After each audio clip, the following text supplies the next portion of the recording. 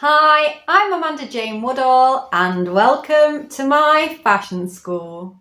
Nothing tastes as good as skinny feels was the quote that echoed throughout the fashion industry and could only have been said by one British supermodel. A face that changed the modern runway and knew exactly how to evoke a scandal. It's Kate Moss. Kate Moss was born in Croydon, Greater London, on the 16th of January 1974. Her parents, Linda and Peter, divorced when she was 13 years old, and she has a brother, Nick, and a half-sister, Lottie. In 1988, she was discovered at JFK Airport by Sarah Dukas of Storm Model Management.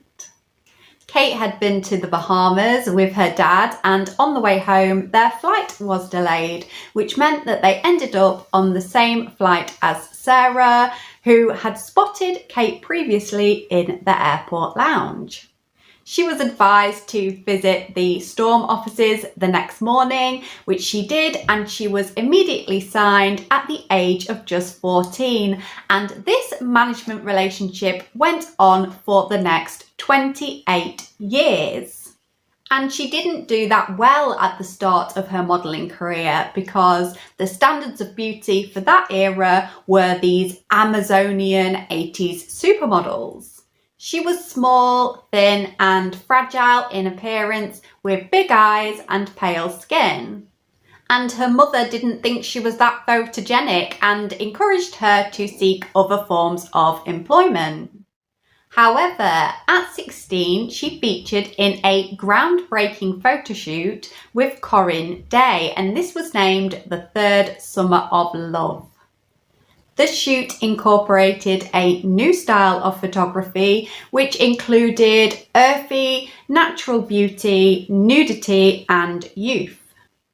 And the Face magazine revealed that this shoot in their magazine caused quite a lot of criticism for using such a young-looking model. And Kate herself has said that this time in her career left her feeling quite traumatized.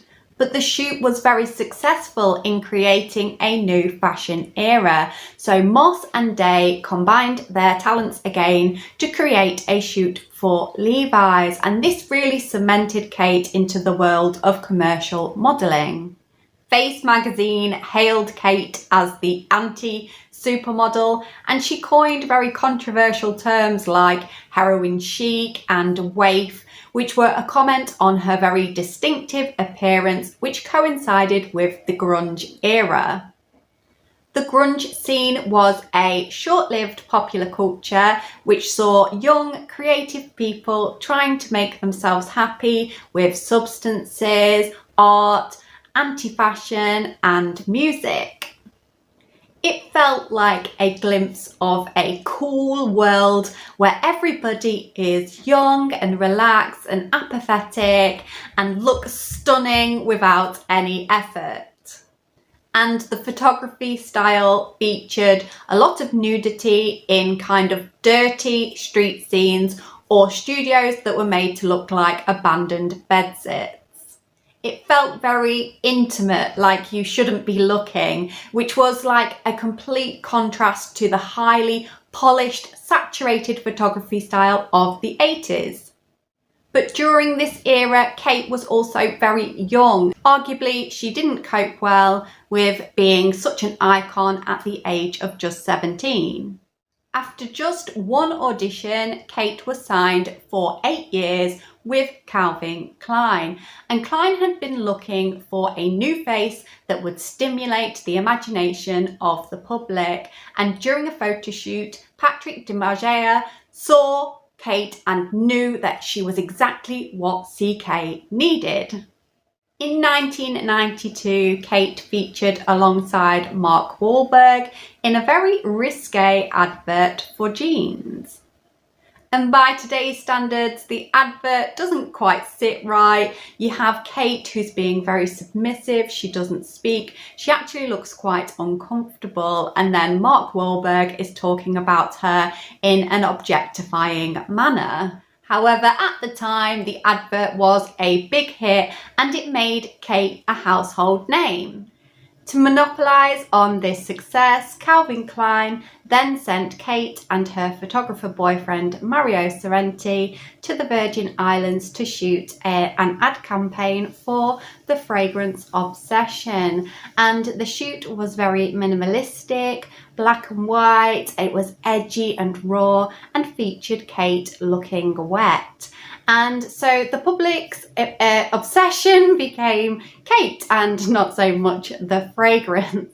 And speaking about working with Kate, Calvin Klein called her a childlike woman who touched a nerve of people, especially men. And this seems like a really strange comment to make, but he might have had a point because the US Justice Department investigated Calvin Klein to make sure that they didn't have children working and doing these kind of shoots. And the advert was also banned in many countries for this kind of adult themes and behaviours. But all the publicity was fantastic for Kate's career, which was now on an upward trajectory, and she walked every single runway for every single coveted designer. And some of her most famous appearances include John Galliano, 1994 Spring/Summer, where she was seen running in a massive hoop skirt. Vivienne Westwood in 1995, where she was seen topless with a micro miniskirt eating an ice cream. She also appeared as a ghostly apparition hologram as part of the 2006 Alexander McQueen campaign, and then went on to be featured in the Savage Beauty exhibition at the V&A in London. In 2005, Kate had been caught by the media in a substance abuse scandal, and the media had harassed Kate from the early part of her career for promoting what they see as unhealthy behaviours like drug misuse and smoking and being extremely thin. And Kate had always denied any kind of substance misuse, even though she did attend a rehab centre in 1998, but she says this was for exhaustion. And Kate had also been making headlines for dating kind of famous bad boys like Johnny Depp and Pete Doherty. And it was during this relationship with Pete where the pair had become quite complacent and they accidentally allowed somebody to film them taking drugs. And then this footage was obviously sold to the newspapers and the Mirror had it as their front page story. And then Pete and Kate, they just reacted really badly to this. And there was reports of them kind of spitting at journalists and swearing at them, which caused kind of further moral outrage. And the story kind of took on a life of its own and was even investigated by the Met Police.